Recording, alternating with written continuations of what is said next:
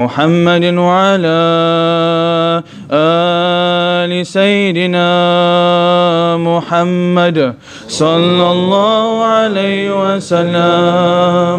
اللهم صل وسلم على سيدنا محمد وعلى آل سيدنا محمد صلى الله عليه وسلم.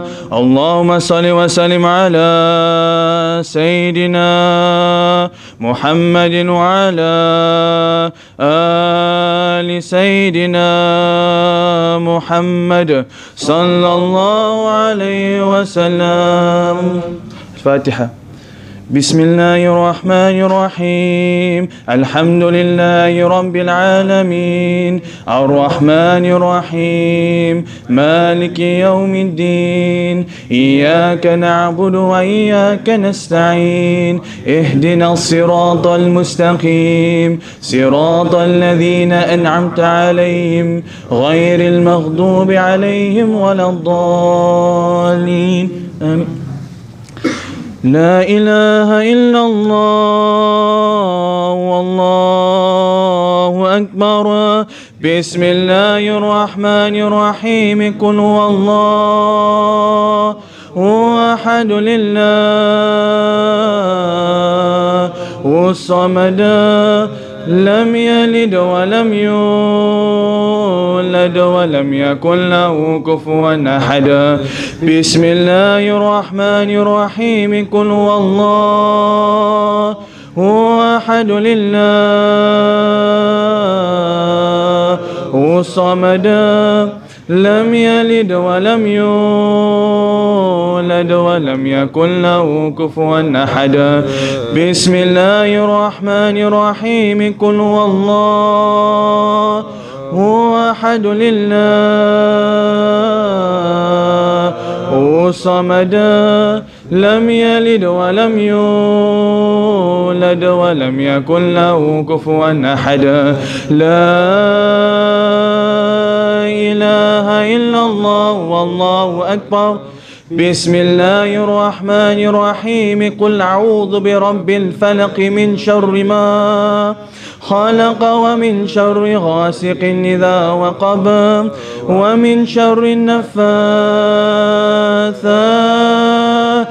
في العقد ومن شر حاسد إذا حسد. لا إله إلا الله والله أكبر. بسم الله الرحمن الرحيم. قل أعوذ برب الناس ملك الناس إله الناس من شر الوسواس الخناس الذي يوسوس في صدور الناس من الجنة والناس. لا إله إلا الله والله أكبر. بسم الله الرحمن الرحيم. الحمد لله رب العالمين الرحمن الرحيم مالك يوم الدين. إياك نعبد وإياك نستعين. اهدنا الصراط المستقيم صراط الذين أنعمت عليهم غير المغضوب عليهم ولا الضالين. آمين. بسم الله الرحمن الرحيم. ألف لام ميم. ذلك الكتاب لا ريب فيه هدى للمتقين الذين يؤمنون بالغيب ويقيمون الصلاة ومما رزقناهم ينفقون والذين يؤمنون بما أنزل إليك وما أنزل من قبلك وبالآخرة هم يوقنون أولئك على هدى من ربهم وأولئك أولئك هم المفلحون. وإلهكم إله واحد لا إله إلا هو الرحمن الرحيم. الله لا إله إلا هو الحي القيوم لا تأخذه سنة ولا نوم له ما في السماوات وما في الأرض. من ذا الذي يشفع عنده إلا بإذنه. يعلم ما بين أيديهم وما خلفهم ولا يحيطون بشيء من علمه إلا بما شاء. وسع كرسيه السماوات والأرض ولا يعوده حفظهما وهو العلي العظيم. لله ما في السماوات وما في الأرض وإن تبدوا ما في أنفسكم أو تخفوا يحاسبكم به الله فيغفر لمن يشاء ويعذب من يشاء والله على كل شيء قدير. آمن الرسول بما أنزل إليه من ربه والمؤمنون كل آمن بالله وملائكته وكتبه ورسله لا نفرق بين أحد من رسله وقالوا سمعنا وأطعنا غفرانك ربنا وإليك المصير. لا يكلف الله نفسا إلا وسعها لها ما كسبت وعليها ما اكتسبت. ربنا لا تؤاخذنا إن نسينا واخطأنا. ربنا ولا تحمل علينا إسرا كما حملته على الذين من قبلنا. ربنا ولا تحملنا ما لا طاقة لنا به واعف عنا واغفر لنا وارحمنا. ربنا ولا تحملنا ما لا طاقة لنا به واعف عنا واغفر لنا وارحمنا. ربنا ولا تحملنا ما لا طاقة لنا به واعف عنا واغفر لنا وارحمنا أنت مولانا فانصرنا على القوم الكافرين. ورحمة الله وبركاته عليكم أهل البيت إنه حميد مجيد. إنما يريد الله ليذهب عنكم رجس أهل البيت ويطهركم تطهيرا. إن الله وملائكته يصلون على النبي يا أيها الذين آمنوا صلوا عليه وسلموا تسليما. اللهم صل أفضل الصلوات على أسعد المخلوقات حبيب الله محمد وعلى وصحبه وسلم عدد معلوماتك ومداد كلماتك كلما ذكرك ذاكرون وغفل عن ذكرك الغافلون اللهم صل وسلم على سيدنا محمد وعلى آل محمد كما صليت على إبراهيم وعلى آل إبراهيم وبارك على محمد وعلى آل محمد كما باركت على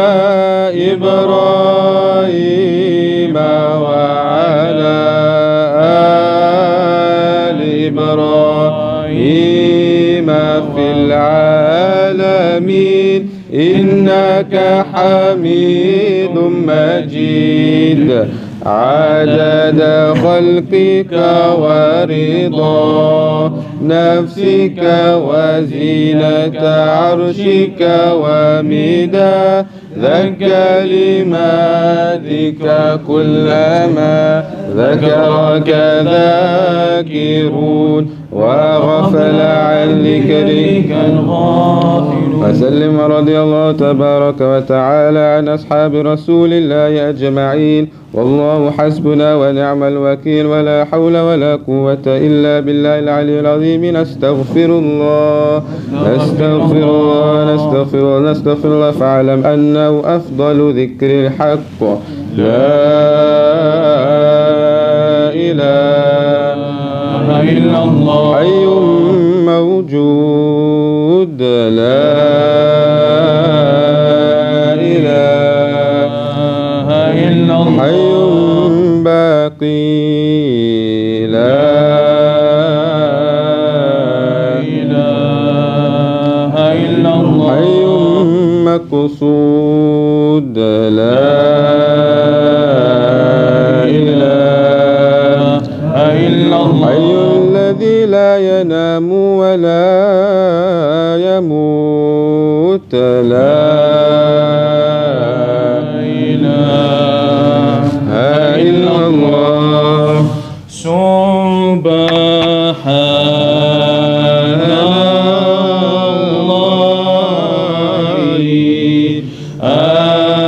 الحي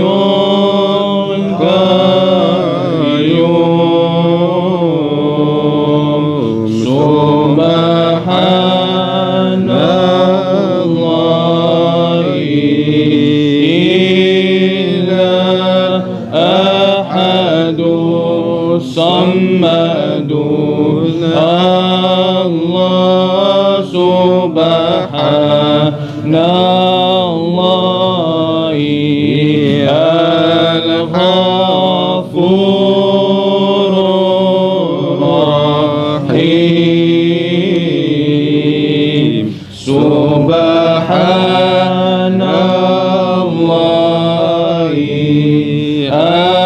الحي القيوم الله سبحان الله وبحمده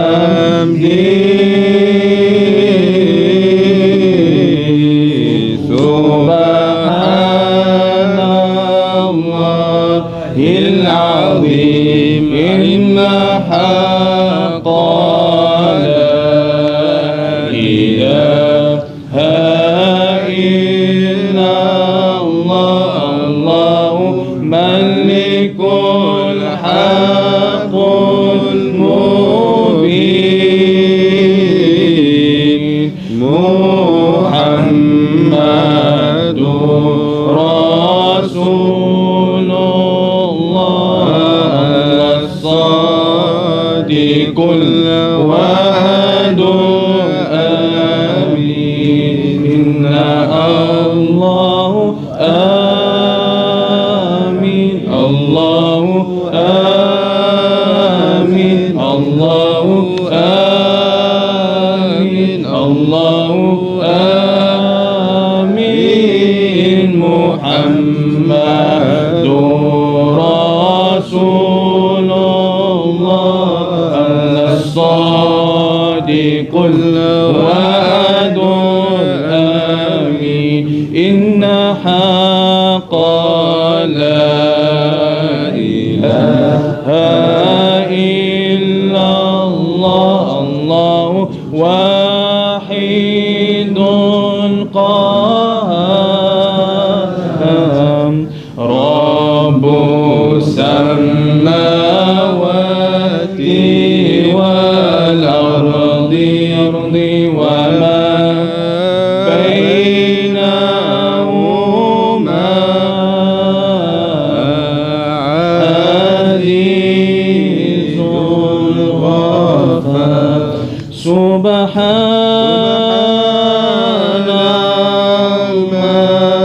الملك القدوس الكبير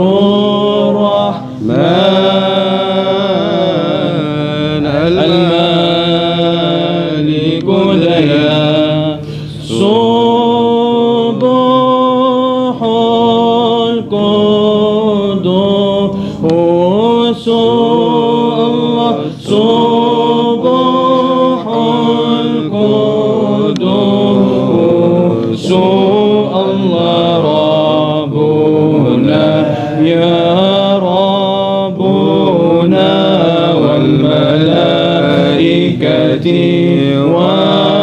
والروح الله يا الله الله يا نور يا حق يا المبين الله يا الله الله يا رحمن يا رحيم يا الله أستغفر الله يا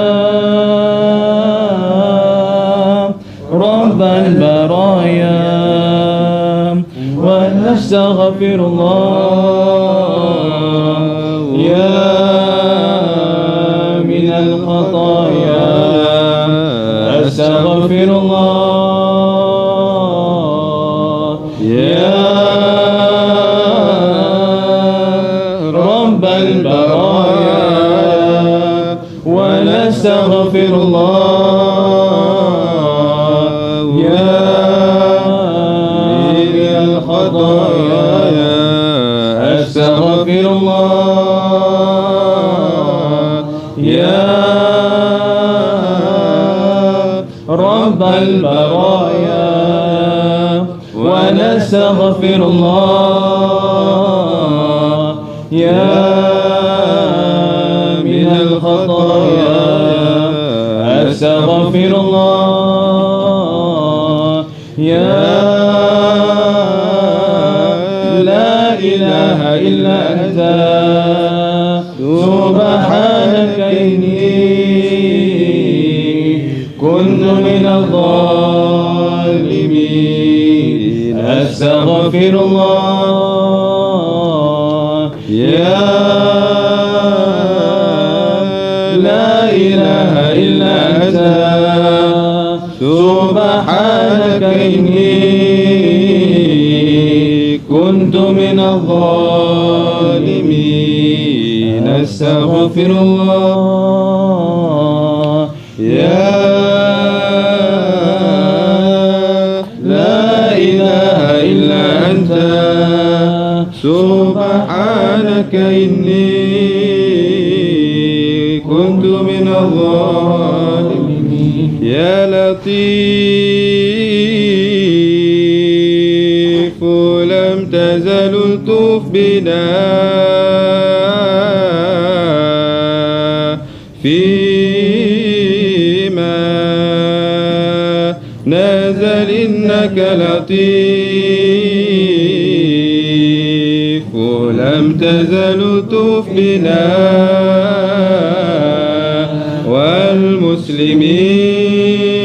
والمسلمين يا لطيف لم تزل تطوف بنا فيما نزل إنك لطيف ولم تزل تطوف بنا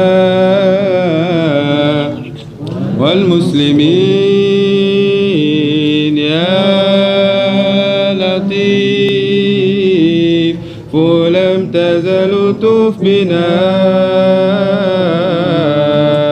فيما نزل إنك لطيف ولم تزل تطوف بنا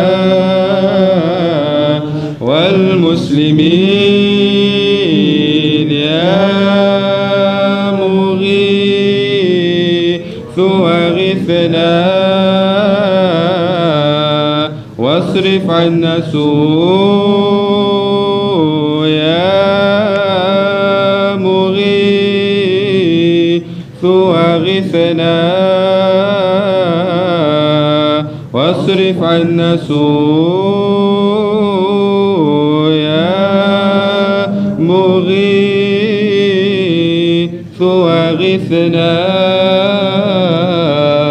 واصرف عنا سوء.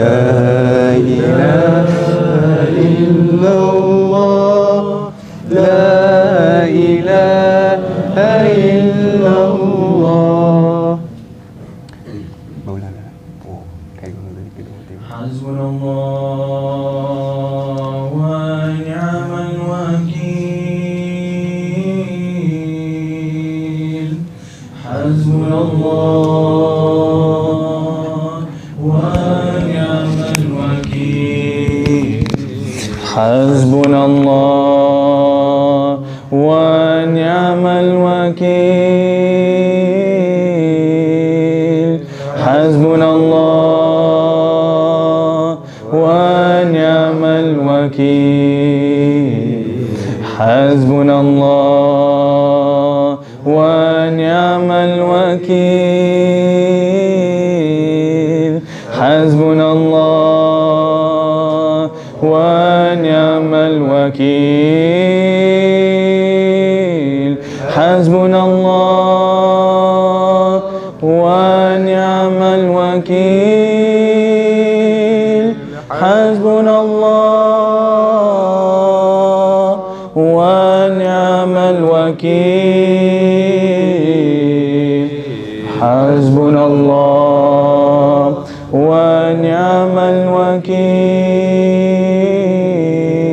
حسبنا الله ونعم الوكيل حسبنا الله ونعم الوكيل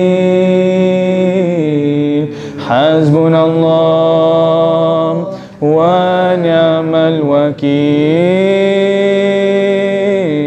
حسبنا الله ونعم الوكيل حسبنا الله ونعم الوكيل حسبنا الله ونعم الوكيل حسبنا الله ونعم الوكيل الله حسبنا الله ونعم الوكيل الله نعم المولى ونعم النصير الله حسبنا الله ونعم الوكيل الله نعم المولى ونعم النصير الله حسبنا الله ونعم الوكيل الله نعم المولى ونعم النصير الله حسبنا الله ونعم الوكيل الله نعم المولى ونعم النصير.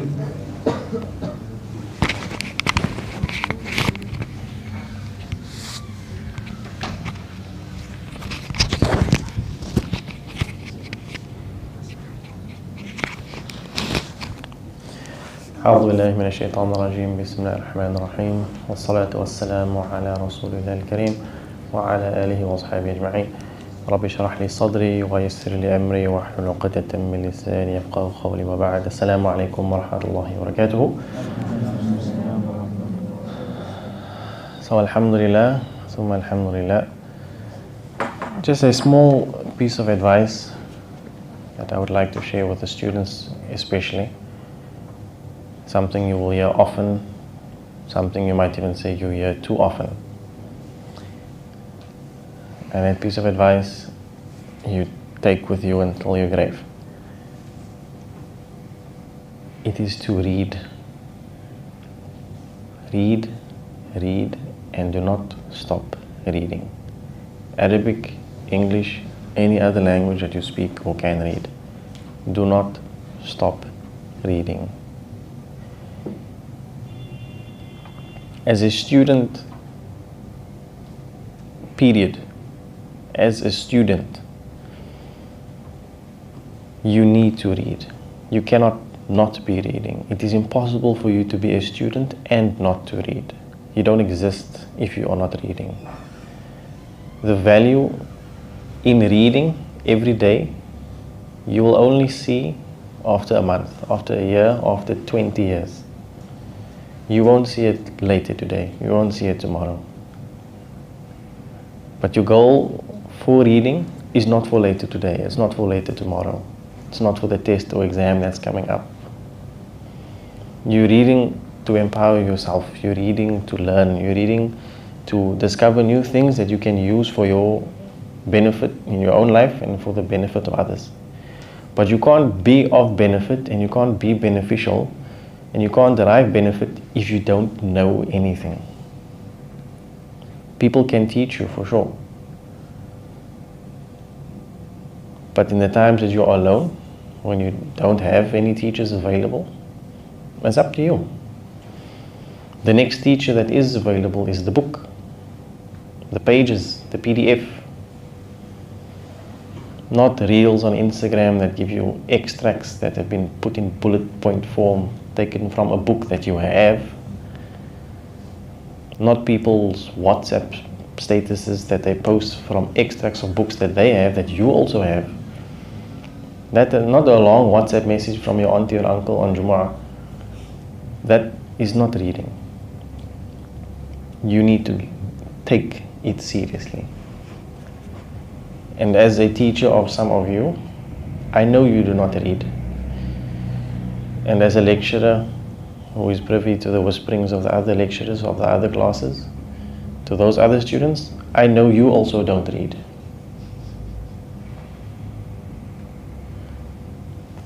And honestly, it's scary. You want to perform and do well, but you don't put in any effort that reflects that intention of performing well and doing well. You have the audacity to complain about the workload. You have the goal to even dare say it's too much. As a student, you're not supposed to be sleeping 8 hours. How can you sleep 8 hours and have a social life and study? You need to pick two. You can't have everything. This is a sacrifice that you have to make, and you have to realize that. We're almost 6 months into the year. You're almost halfway with your studies for the year. You cannot be doing the same thing that you were doing last year, because last year and this year are two different times. So read Quran, Hadith, a book in English, in Arabic if you can. But read. As a student, I cannot tell you enough the weight that regret feels on your shoulders if you look back and think about how much time you've wasted. Think about how many opportunities you have let go because you gave in to one very, very, very simple thing. Because you let one very, very tiny, minuscule, worthless thing take control over you. Your nafs.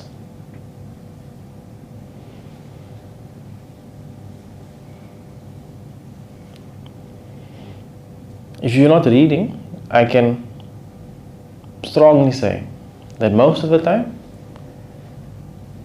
it's because you cannot control yourself. You do not have self-discipline.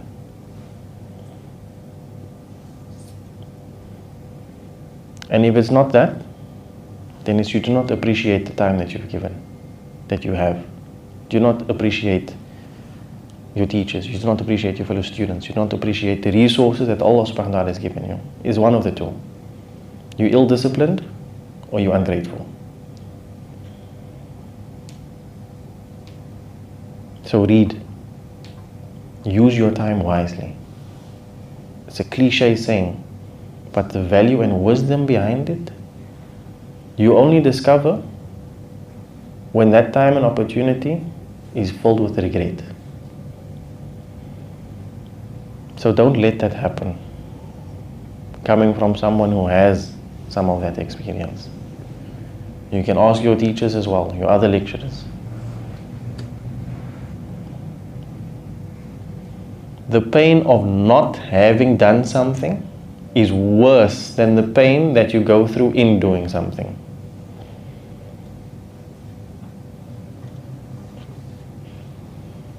How is that possible? I'll give you an example. The pain of not doing your salah, Yawmul Qiyamah, is going to be worse than the pain of doing your salah before Yawmul Qiyamah. Likewise, the pain of not reading, not studying, not putting the effort is going to be worse than actually doing it. So in some way I'm preaching to the converted, because those that are here, alhamdulillah. Those that are not here obviously do not get the message. So pass it on, inshallah. But read. Read and read, and do not stop reading. If you cannot read, get someone to read to you.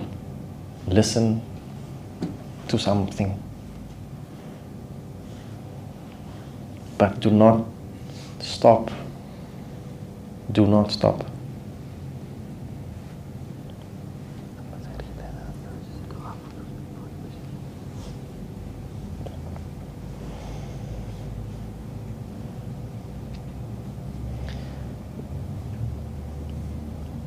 I saw this post once, and this idea that this man was saying that time management does not exist. Because what that implies is that time is a tangible resource that you have the ability to control. Like money. Money is a resource that you can control. It can increase and can decrease. Time is not like that. Can you increase your time? Can you decrease your time? No. So in essence, you cannot manage your time. What you manage is your life. What you manage is how you spend your time.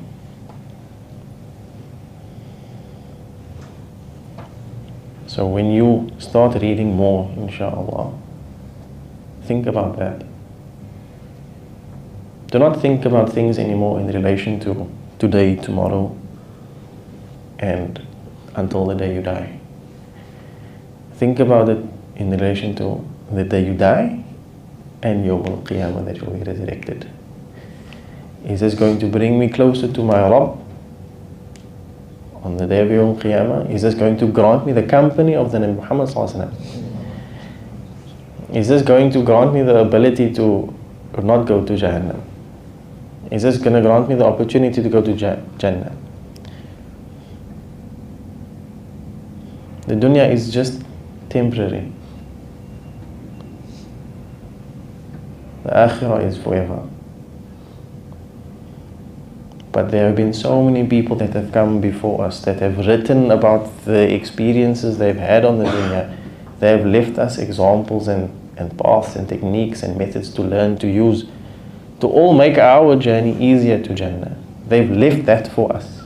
The scholars of the past, the pious predecessors, everyone before our time. Their legacy can be found in the books. Their paths, their examples, their lessons can be found in the books that you will never know if you do not read. So read. We ask Allah subhanahu wa ta'ala in your reading that He grants you success and understanding. And with the knowledge that you have, protects you and grants you the ability to implement it.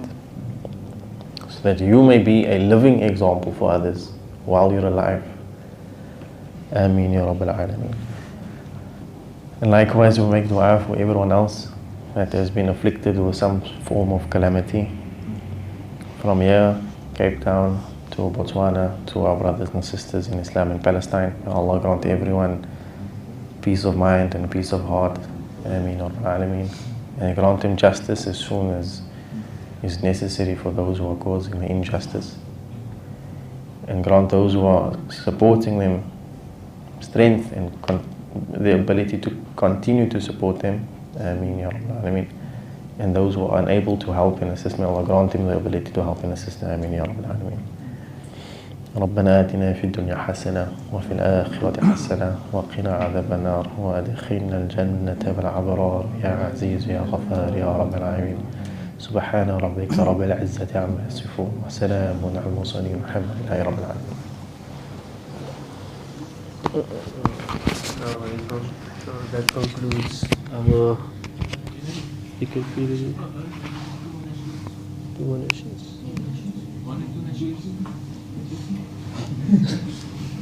Inshallah, we can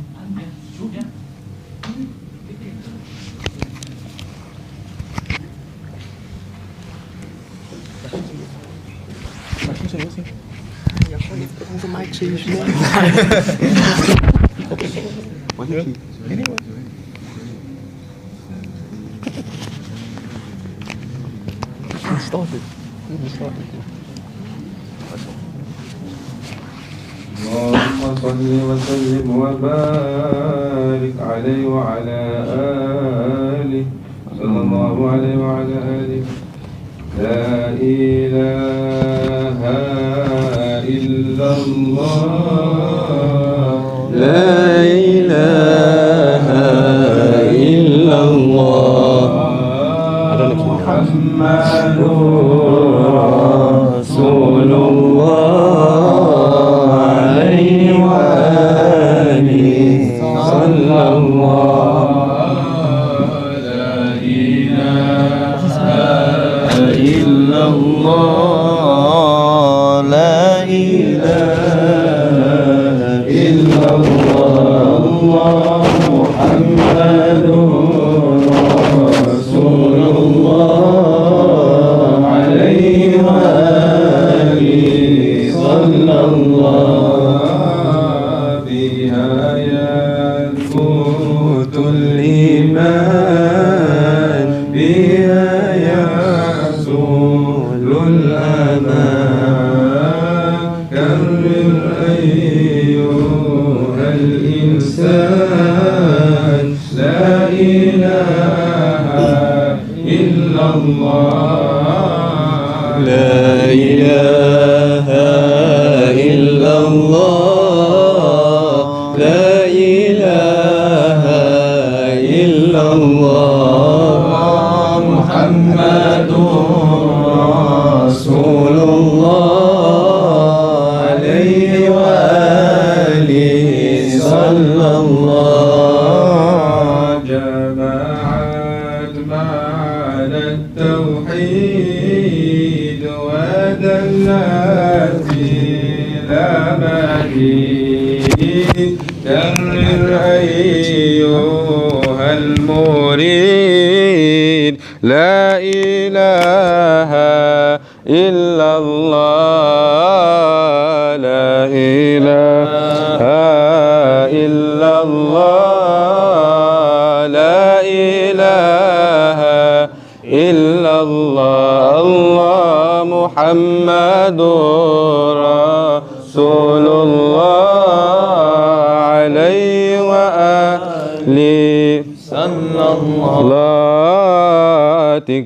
تكرارها ما أحلى ما أبهاه ما أعلى. تدني العبد من مولاه لا إله إلا الله لا إله إلا الله لا إله إلا الله. الله محمد رسول الله عليه وآله صلى الله. الله مولانا يا مولانا ويا سميع لدعانا بحرمات محمد لا تقضى رجانا.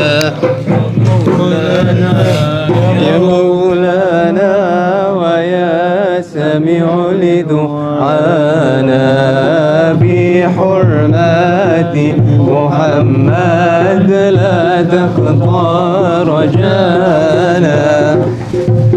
رجواك مولانا أسهرنا لأجفانا فامنن يا مولانا فضلا لا تنسانا. الله مولانا يا مولانا ويا سميع لدعانا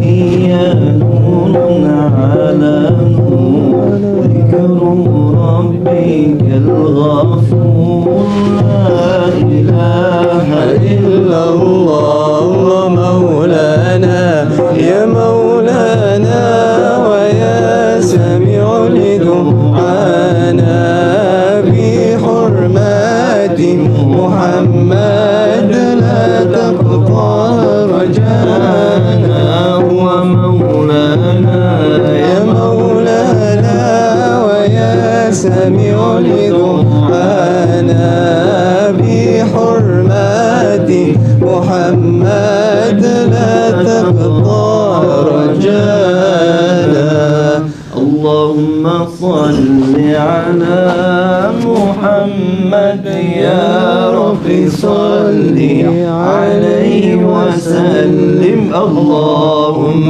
صل على محمد يا رب صل عليه وسلم اللهم صل على محمد يا رب صل عليه وسلم اللهم صل على محمد يا رب صل عليه وسلم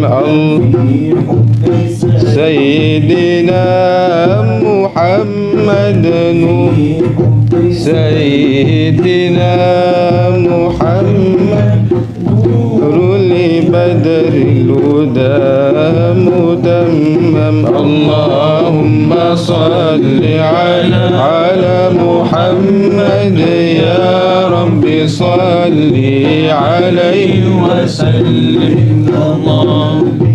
حين إلى محمد نزل من وجهه مكرم اللهم صل على محمد يا رب صل عليه وسلم حبيب سوى محمد خير الرسول النبي المكرم اللهم صل على محمد يا رب صل عليه وسلم شوق المحب إلى محمد أثناه ثم به أيام اللهم صل على محمد يا رب صل عليه وسلم سيدنا محمد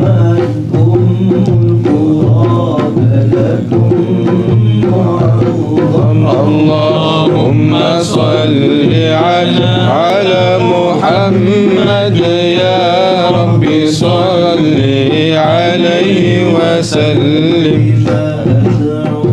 أحمد يا محمد يا سيد الرسل المعظم اللهم صل على محمد يا رب صل عليه وسلم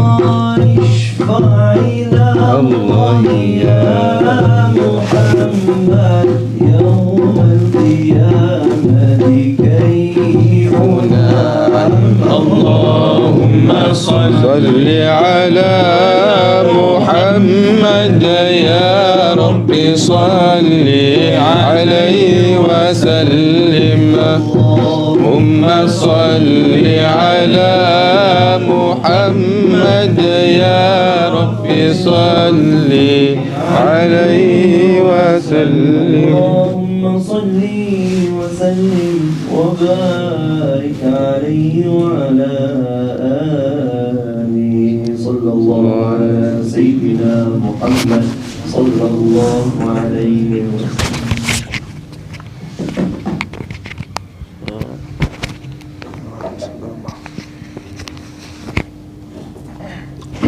Bismillahirrahmanirrahim. To the barakah of this dhikr, inshallah, we ask Allah subhanahu wa ta'ala return the businessman Qayyum Ibrahim in Maputo, the uncle of our dearest sister Wasila Ibrahim. He's been kidnapped, and we ask Allah subhanahu wa ta'ala to return him safe to his family and to end the syndicate that is targeting the businessmen and the people, inshallah. And we ask Allah subhanahu wa ta'ala to bring justice to the family, inshallah. We also extend our dua to Haji Rashida Kuroi Alawi Hussein Ninawi. She has been bravely fighting cancer and she's not doing too well. We ask Allah subhanahu wa ta'ala to grant her full shifa. And also Hanan Kamarudin in PA2 and Humaira Isa, who's an alumni. We ask Allah subhanahu wa ta'ala to grant them also shifa, inshallah. ربنا آتنا في الدنيا حسنة وفي الآخرة حسنة وقنا عذاب النار. الحمد لله رب العالمين.